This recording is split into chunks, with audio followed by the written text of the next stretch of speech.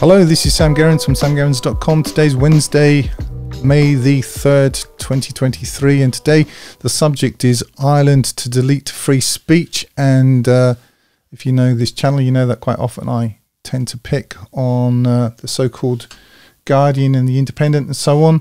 But today we're going to give them a bit of a rest and look at something else. Let's see if we've still got it. Yes, there we are.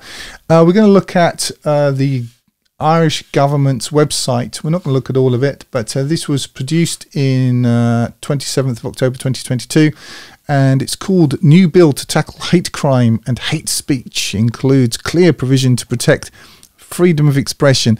I have several backgrounds actually. One of them happens to be in public relations, so I'm quite attuned to this kind of double-speak nonsense. We're not going to read all of it because I expect there's lots of it. They do tend to try to drown you in their stuff. But we'll have a look at some of it and just see if we can unpick it. I haven't read it, but we'll read it together. I can only read this kind of tosh once, so we might as well read it together and just see if we can unpick some of the lies in this. Or perhaps they're not lies. This is the whole point. They're not exactly lies. If you've listened to some of my longer form stuff, based on the works of Jacques Ellul, or Ellul if you speak French, then you'll know that truth is a requisite component of propaganda. It has to be some truth to it, otherwise it doesn't work. Whole cloth lies are very rare. I mean, you do get them. You get people like Tony Blinken, I think it was the other day, coming up with some nonsense about Russian casualties supposedly in Ukraine. I mean, this is just made from whole cloth, but this is for a different reason, and it's not really aimed at you lot. It's more sort of an internal battle. Anyway, let's just have a look at it, see how we go with it, and let's just jump into it. New bill to tackle hate crime and hate speech includes clear provision to protect freedom of expression. So they're going to shut you up, but they're not going to shut you up. They're going to choose what's hate and what's not. Now, just the thing about hate. If you don't have the freedom to hate certain things or even certain people, you don't have freedom. Let's just be very clear about that, okay? I'm fairly sure they're going to get into what motivates you. Well, who knows what motivates anybody? But they're going to be able to define what that is. You can't argue against this. Just going to say this. That's the first point. Second point is, what about envy? Envy. What about greed? Hate isn't even a classical sin, whereas envy and greed and pride and these things are. But they've kind of alighted upon hate. It's hate speech. I'll just tell you now what hate speech. Hate speech is whatever the government hates. Okay, that's hate speech. And what they need is to keep the lid on all the things that you wouldn't normally go along with. All the things that are happening to you in your societies. Doesn't matter where you live. If you live in the West, it's kind of it seems to me to be worse because it's closer to me. But I'm sure all of this stuff is beginning in other places too. It's even happening here in Russia in a different sort of way. I'm not going to get into it right now.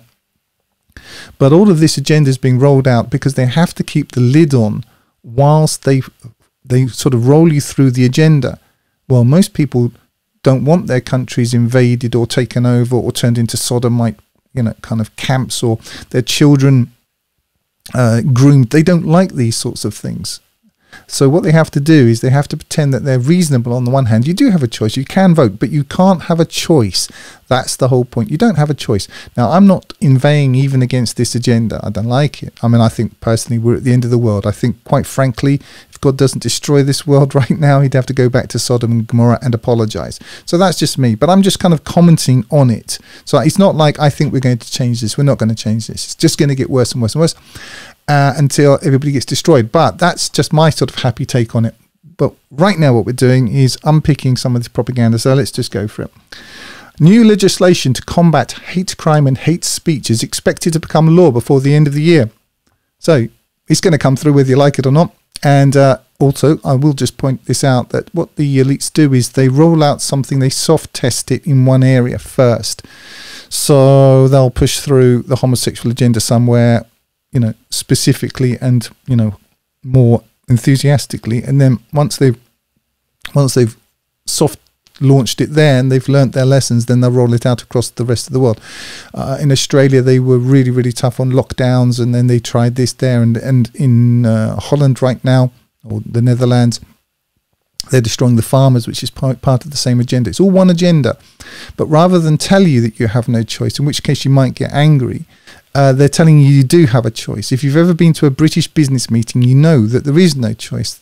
It's all been decided upon before you get there, but you have to have a lot of blah, blah, blah. Well, this is the blah, blah, blah, okay? The Minister for Justice, Helen McEntee, today published the Criminal Justice Incitement to Violence or Hatred and Hate Offences after securing cabinet approval for the new legislation on Tuesday. Well, I mean, if we're talking about actual violence or incitement to violence, that was already a crime. It's already a crime. You can't go around inciting people to violence. But they've changed it, you see. It's not like, you actually being convicted for the criminal offence. What you're being convicted for is the motivation. And where this is all going is going to be what your affiliations are and all of that. That's why they have to blur the lines. The new legislation will criminalise any intentional, I'm just going to stop there. What is intention and who defines intention? Okay, they're going to be the arbiters of what that is. Or reckless communication. Again, reckless, what's reckless? Or behaviour that is likely. This reminds me of Lavrov. He has this, he sort of takes the rise out of the West, or especially Britain, highly likely. When they're accusing Russia of highly likely. It's not highly likely. Highly likely, you can't get...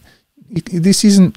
What I'm trying to get to you is that what this is, it's about creating a tyranny which is claiming to be benevolent, okay? Because who could possibly disagree with the idea of stopping people hating things? But if they can, what I'm trying to say is it's all very highly likely. You're going to be imprisoned on the basis of highly likely, or even possible, or even feasible, or even theoretically possible. Anyway, we won't spend too much time on this. That is likely to incite. I mean, we've got intentional, which is subjective, reckless, also subjective, or behaviour that is likely, further subjective, to incite, like it hasn't actually done it. It hasn't actually done anything, but it could potentially do it. You see, this is where they're going.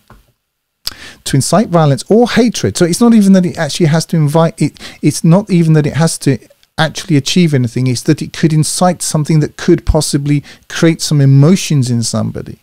Well, I hate all kinds of things, don't you? Against a person or persons because they are associated with a protected characteristic. A protected characteristic. What happened to equal before the law? What I'm trying to point out to you is that they have protected characteristics, and if you are actually from this country originally, you're not included in any of that. What you have to do is stand there and smile, staring into the middle distance with a beatific kind of grin on your face while everything's being destroyed. But once they're done with you, then the next lot of people who came in, who actually got established in these countries, let's say in Britain, they have to shut up and put up with it as the next lot come in. You see, they have no favourites. It's not about this group or that group. It's about how to use these groups. So they have a protected group right now. What happens? Just to put it to you, if the protected group is paedophiles, what happens when they're the protected group? And that is where this is going, okay? Protected characteristic. Hold on. A protected characteristic. The penalty for this offence will be up to 5 years in prison. So, if you're not prepared to just allow whatever the government or the actual people who tell the government what to do it, and you speak out against it, and they have designated whatever it is you're speaking out against as a protected characteristic, you can go, they'll stick you in Juliet for 5 years, okay? It will also create new aggravated forms of certain existing criminal offences where those offences are motivated by hatred. So they know what your motivations are. And again, going back to my point earlier, what about motivated by envy? What about motivated by greed? I mean, if they were going to do that, all of the government would be put away in the slammer and they just throw away the key. What I'm trying to say is that this is a form of oppression. They're using the language of compassion. It superficially sounds like, well, why would anybody hate anybody? Well, because it's human nature. That's why. And so what they're basically doing is making you pay. You have taxation with no representation. You're allowed to have an opinion as long as that opinion doesn't in any way challenge the agenda. So why are you paying tax? You don't have a choice. Where those offences are motivated by hatred of a protected characteristic, And as I say, today's protected characteristics will be thrown under the bus tomorrow. They're kind of doing it with women. Women were this protected characteristic for a long time. And now they've brought in trans women, which is a contradiction in terms. And so any woman who wants to say, you know, I mean, they were quite happy. This is the whole thing. They were quite happy with it while it was working in their favour. But now they're being trounced in swimming by a man in a mankini or whatever you call it. Now they don't like it. Well, I understand why they don't like it. But my point is that they're no longer such a protect. There's a hierarchy. You know, it's like a game of poker, or sort of, you know, various cards trump other cards. But what happens when, you know, today you're a protected characteristic and tomorrow you're not? And what happens when paedophiles are the protected characteristic? And it's coming. Can't you see? I mean, I'm 56 years old. I've lived long enough. I've been awake long enough to notice that this is what they're doing. I'm not going to read all of this, but I'm just going to give you. I'll put the link down below so you can read the rest of it. And as I say, they're rolling this out in Ireland. The Irish, who used to jump up and riot at a drop of a hat, they're brawling over for this. Why? Because they took a load of EU money. They're bought and paid for the whole country. It's just a bunch of crooks. I'm not saying every Irishman is, but the ruling kind of the people, the rulers have put in power, they're totally criminals. These will carry an enhanced penalty, and the criminal record will clearly state that the offence was a hate crime. No travel, no Airbnb for you, PayPal won't work, you know, all the rest of it. They're setting up a social credit score where what they're doing is they're training you into obedience.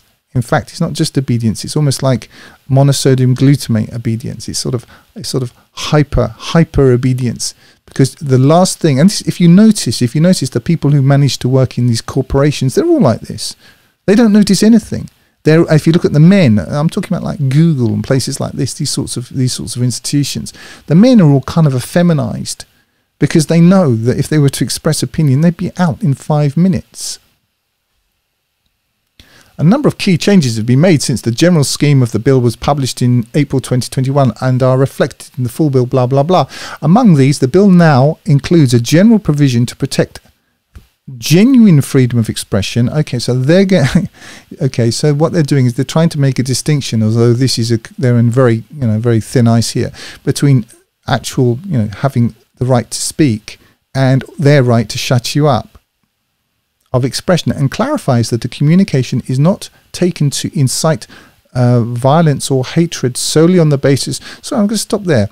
Incitement to violence. What do you think the government's main job is, especially now that we're talking about America, they've managed to murder hundreds of thousands of Ukrainians, throwing them into the meat grinder, into the wood chipper of the Russian military machine, while telling you all the time that Russians are incompetent and useless, while they're, doing what unfortunately they've been made to do, which is by Western actions, and there's no way out of that. And if you disagree with that, just look up John Mearsheimer's 2015 presentation, and he's no friend to Russia, but at least he's reasonably bright and reasonably honest. So you have at least a background in this. What's that? If that's not an incitement to violence, when they incite to violence, they incite to violence on a sort of industrial scale. We had what was her name, Liz Truss, not so long ago, asked whether she would, if it came to it, press the button. She said yes. I'd quite happily start World War III. I mean, she didn't quite say that, but certainly that was the import. Incitement to violence. But if you want to defend yourself against having your children sexualized at 3 years old, which is actually one of the reasons why we left the UK, because it's not the only reason, but it's definitely one of the reasons. In the nursery that my daughter was then going to, they had books on, I think it was called Me and My Two Dads, and how wonderful it was to sit and be caressed by my second father at 3 years old. And if you look at these kind of books askance, you can tell that they're noting it. And one of my sisters works, God help us, in social services. I mean, if there's one person who shouldn't be giving people advice on how to conduct their families, it would be her. But there we are. There she is. And I asked her, I said, do these people actually grass you up to I'm talking about the people who work in nurseries and so on. She said, oh, yes, of course, they've got a direct line of communication. So if they perceive that they don't like the cut of your jib, your child might be taken away. Well, we weren't taking any chances. However, genuine freedom of expression, and clarifies that the communication is not taken to incite violence or hatred solely on the basis that it involves discussion or criticisms on matters relating to a protected characteristic. So it does, but it doesn't. But can't you see what they're doing? They're the arbiter in this. You're going to be there having to prove, you are going to have to prove that it didn't mean whatever they say it does mean, but we don't know what they really mean.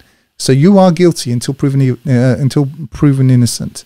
And the burden of evidence of proof is going to be upon you. They haven't put this through there yet, but it's going to go through. You can be sure of that. However, Minister McEntee said that hate speech is not about free speech. Okay, well, there's a difference. I would disagree. If you're not free to express things that you don't like, then you're not free to express anything. It's just the nature of expression. Hate speech is designed to shut people down, to shut them up, to make them afraid to say who they are and to exclude and isolate them. Actually, that's not necessarily true. It's what it is can be true. I mean, it can be that, but it's not only that. What I would say is that this is designed to do precisely that. This is projection. Let's just sort of let's say the government legislation is not about free speech. Government legislation is designed to shut people down, to shut them up, to make them afraid to say who they are and to exclude them and isolate them. There it really works. Okay, that absolutely makes sense. This is called projection. If you can invert it and get the actual sense, it's called projection. Other updates since the general scheme include the inclusion of a demonstration test for hate crimes to make it easier to secure prosecutions and convictions for crimes motivated by hate. So they're going to read your mind for you. This will be an additional alternative test to the motivation test as outlined in the general scheme of the bill. Minister McCann said, we are all horrified when we hear of homophobic, racist and other hateful incidents in our country. Yeah, well, nobody likes it when bad things happen. I agree, but bad things happening are just what happens. And if you put a lot of people together who civilizationally have never lived together before, there are going to be problems. You see, just going to be the case. But I'm not even arguing that this isn't, a good or a bad thing. That's not my point. My point is, you know what's coming. If it's sauce for the goose, it's sauce for the gander. Now, this is going to be that you don't like the fact that somebody was, trying to sexualize your child. Well, you're just an X or a Y or a Z.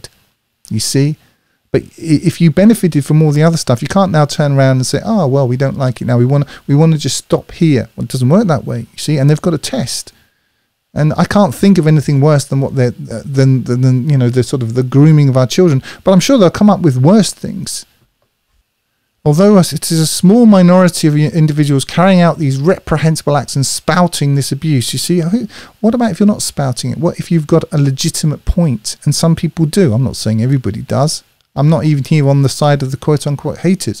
What I'm on the side of is of people being able to express an opinion. And I know something about this because when I was about 26, 27, 28, I started to investigate certain well-held ideas about the Second World War and, who really suffered in it, and discovered that a lot of it was nonsense.